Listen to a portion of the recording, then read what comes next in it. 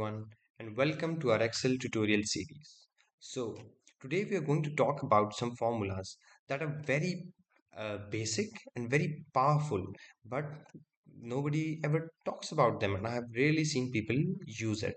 So, stay with us till the end to know all about them. Well, to start off, we have got the first we're going to start off with the basics, right?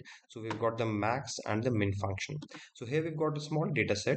It's 10 students and their marks in maths and in their marks in chemistry, and let's say their phone number, right? So we're going to use these functions in order to extract some meaningful meaning out of this data. So let's say you want to find out that who has the highest marks or what are the highest marks in maths. So for that we can use the max function. For that we've got to use an equal sign, and equal sign in Excel always tells that it is a formula, right? So we're going to say max and open bracket. So it expects a number, a range of numbers, and our range of numbers is right here from B2 till B11, right? So we got to close the parentheses and hit enter, and here it tells us that 97 are the maximum marks in maths. So let's say you want to find out the minimum marks in maths. It's pretty similar. Hit an equal sign, type min, and give it the range of numbers from where you want that min. Let's say you want them from chemistry or math, uh, whichever you want to select. So I want it from chemistry here, and I hit enter, and it can tell you here that 37 are the minimum marks in chemistry. So it's very simple to use.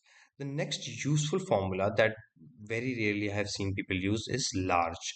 Large is similar to max, but what it does is that it tells you the let's say you want to find out the second or the third largest marks in maths, right? So who had the third highest marks in maths? Let's say you want to find out that.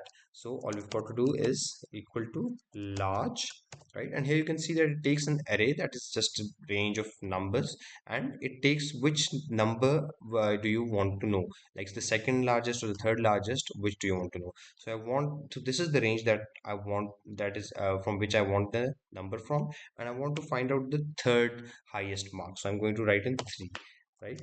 So if I hit enter now, it will tell me that the third highest marks in maths are 84, and if we skim through this, here you can see that the third highest marks are for Eva Mitchell, and they are 84. And small works pretty similarly, where you can find out the, let's say, second or third smallest number in that range. So I want to find out who had the second last, who stood second last in maths. So I'm going to again select that range, and I'm going to hit give it 2, right? So we'll get in the second last position in that range. Here we can see 45 is the last and 47 is the second last. The next one is very interesting.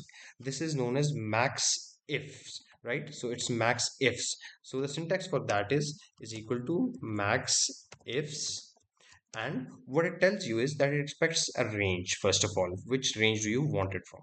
So let's say I want to find out that who had the maximum number of marks in maths if their corresponding number in number marks in chemistry were greater than 70, right? So I'm going to do this again.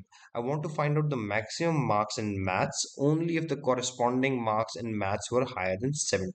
So I'm going to select this range, right? And now I want that from this corresponding range, if their marks, I'm going to create a comma, and the syntax for that is enclose this condition in a double quotes, if they were greater than 70, right? Only then I want to know if what were the maximum marks.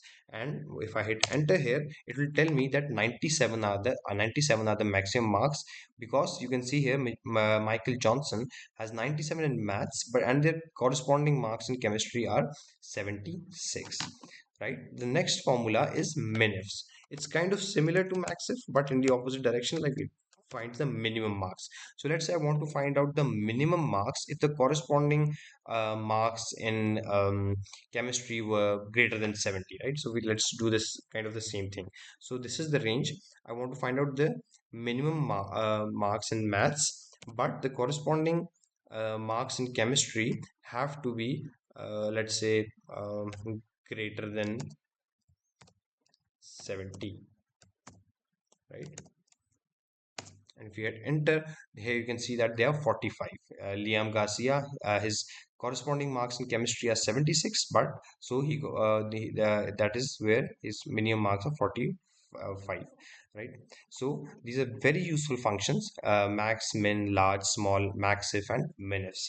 And to know more about these functions and a lot of other functions in Excel, stay with us in this series, and we are going to dig deeper into Excel. Don't forget to like, share, and subscribe.